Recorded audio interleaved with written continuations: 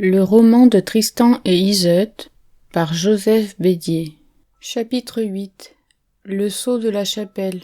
Par la cité dans la nuit noire, la nouvelle cour. Tristan et la reine ont été saisis. Le roi veut les tuer. Riches bourgeois et petites gens, tous pleurent. Hélas, nous devons bien pleurer. Tristan, hardi baron, mourrez-vous donc par si laide traîtrise?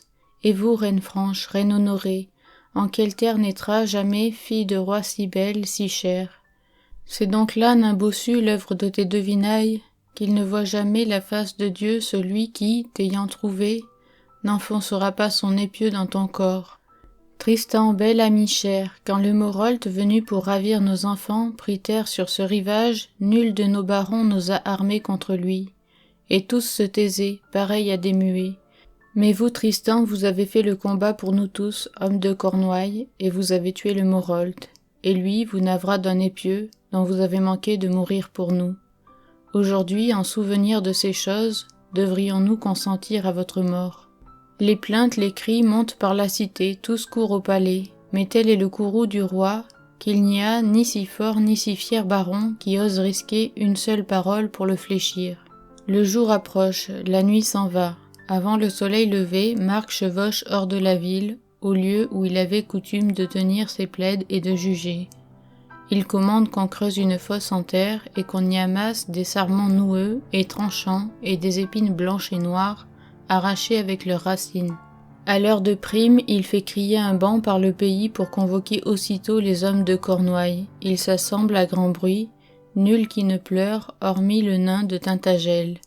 Alors, le roi leur parla ainsi. « Seigneur, j'ai fait dresser ce bûcher d'épines pour Tristan et pour la reine, car ils ont forfait. » Mais tous lui crièrent. « Jugement, roi, le jugement d'abord. Laisse qu'on dit et le plaide.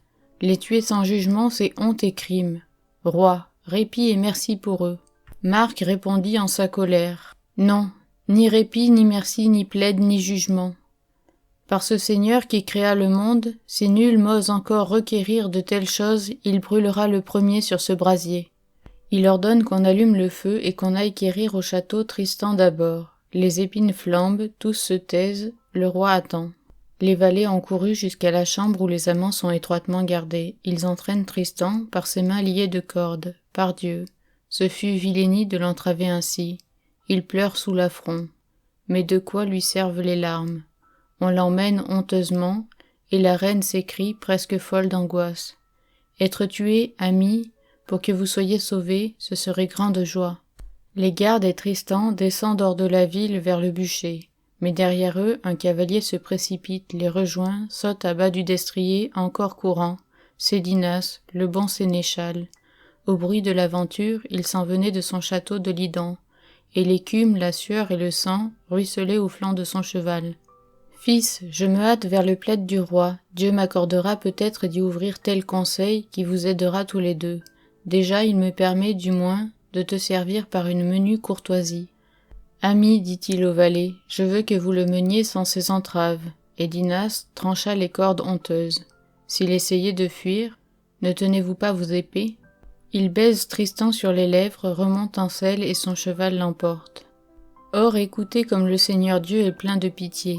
Lui qui ne veut pas la mort du pécheur, il reçut en gré les larmes et la clameur des pauvres gens qui le suppliaient pour les amants torturés.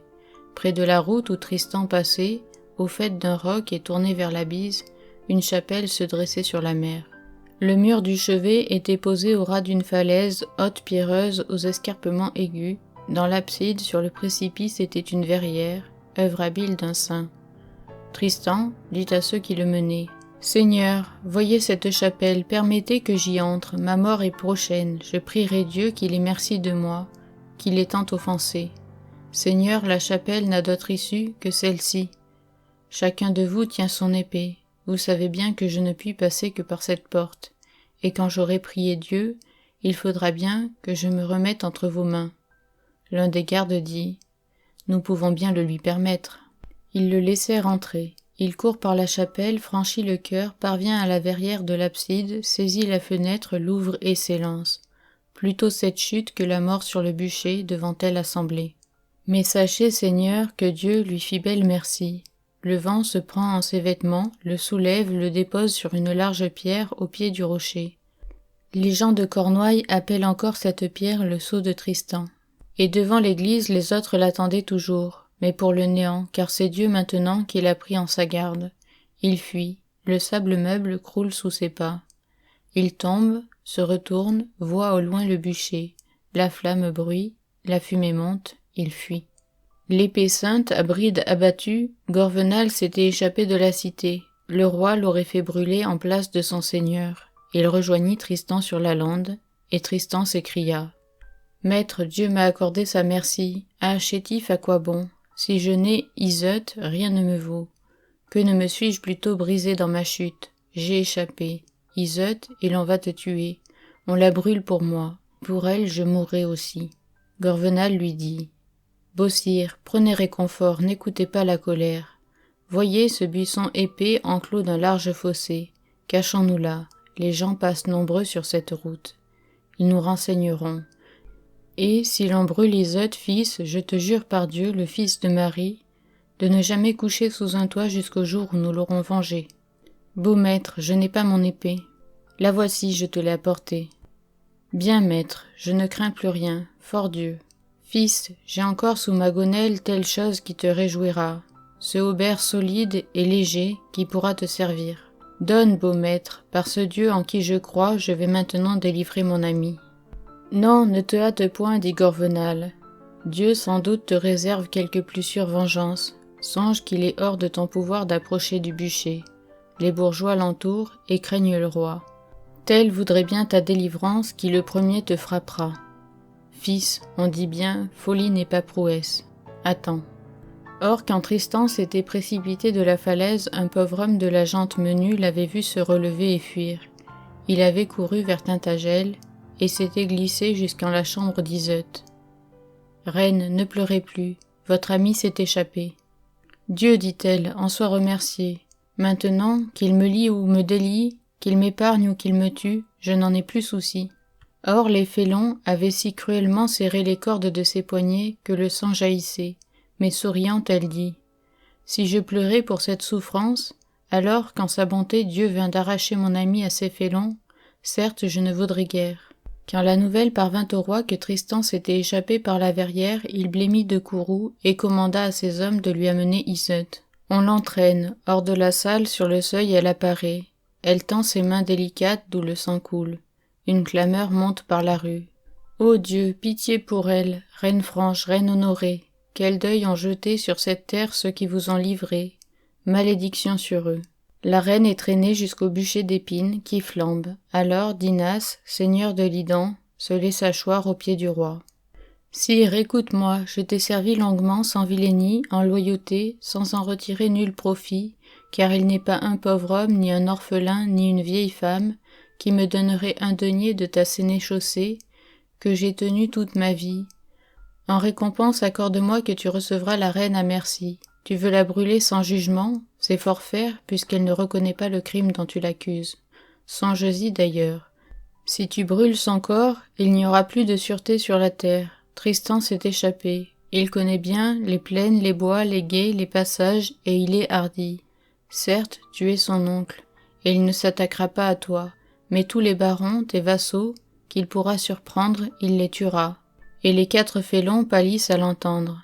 Déjà, ils voient Tristan embusqué qui les guette.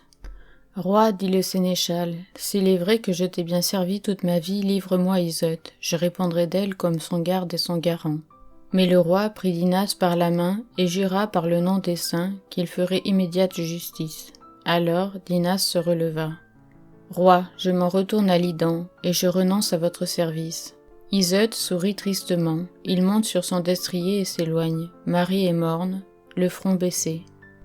Iseut se tient debout devant la flamme, la foule alentour crie « Maudit le roi, maudit les traîtres !» Les larmes coulent le long de sa face. Elle est vêtue d'un étroit bliot gris, où court un filet d'or menu. Un fil d'or est tressé dans ses cheveux, qui tombe jusqu'à ses pieds. Qui pourrait la voir si belle, sans la prendre en pitié, aurait un cœur de félon. Dieu, comme ses bras sont étroitement liés. Or, 100 lépreux déformés, la chair rongée et toute blanchâtre, accourus sur leurs béquilles au claquement des crécelles, se pressaient devant le bûcher, et, sous leurs paupières enflées, sous leurs yeux sanglants, jouissaient du spectacle. Yvain, le plus hideux des malades, cria au roi d'une voix aiguë. « Sire, si tu veux jeter ta femme en ce brasier, c'est bonne justice mais trop brève. Ce grand feu l'aura vite brûlée. Ce grand vent aura vite dispersé sa cendre. Et quand cette flamme tombera tout à l'heure, sa peine sera finie. Veux-tu que je t'enseigne pire châtiment, en sorte qu'elle vive, mais à grand déshonneur, et toujours souhaitant la mort. Roi, le veux-tu » Le roi répondit. Oui, la vie pour elle, mais à grand déshonneur et pire que la mort. Qui m'enseignera un tel supplice? Je l'en aimerais mieux. Sire, je te donnerai donc brièvement ma pensée. Vois, j'ai là 100 compagnons. Donne-nous Iseut et qu'elle nous soit commune. Le mal attise nos désirs.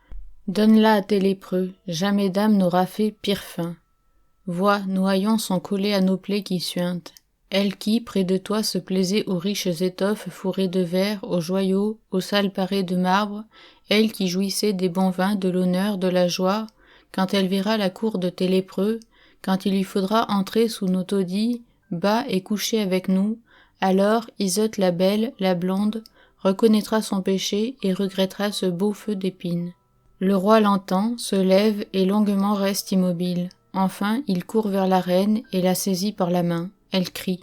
« Par pitié, sire, brûlez-moi plutôt, brûlez-moi » Le roi la livre. Yvain la prend, et les 100 malades se pressent autour d'elle. À les entendre crier et glapir, tous les cœurs se fondent de pitié. Mais Yvain est joyeux. Iseut s'en va. Yvain l'emmène. Hors de la cité descend le hideux cortège. Ils ont pris la route où Tristan est embusqué. Gorvenal jette un cri. « Fils, que feras-tu? Voici ton ami. » Tristan pousse son cheval hors du fourré. « Yvain, tu lui as assez longtemps fait compagnie, laisse-la maintenant si tu veux vivre. » Mais Yvain dégrafe son manteau. « Hardi compagnon, à vos bâtons, à vos béquilles, c'est l'instant de montrer sa prouesse. » Alors il fit beau voir les lépreux rejeter leurs chapes, se camper sur leurs pieds malades, souffler, crier, brandir leurs béquilles. L'un menace et l'autre grogne. Mais il répugnait à Tristan de les frapper. Les conteurs prétendent que Tristan tua Yvain. C'est dire vilainie. Non, il était trop preux pour oxyre telle engeance.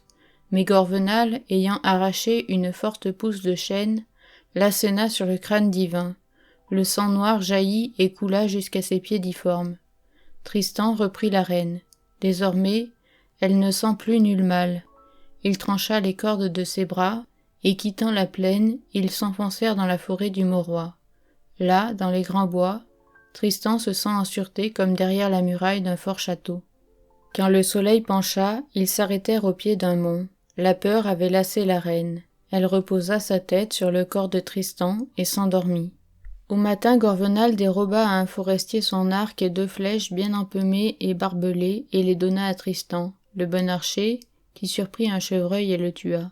Gorvenal fit un amas de branches sèches, battit le fusil, fit jaillir l'étincelle et alluma un grand feu pour cuire la venaison. Tristan coupa des branchages, construisit une hutte et la recouvrit de feuillets. Iseut la joncha d'herbe épaisse. Alors, au fond de la forêt sauvage, commença pour les fugitifs l'âpre vie, aimée pourtant.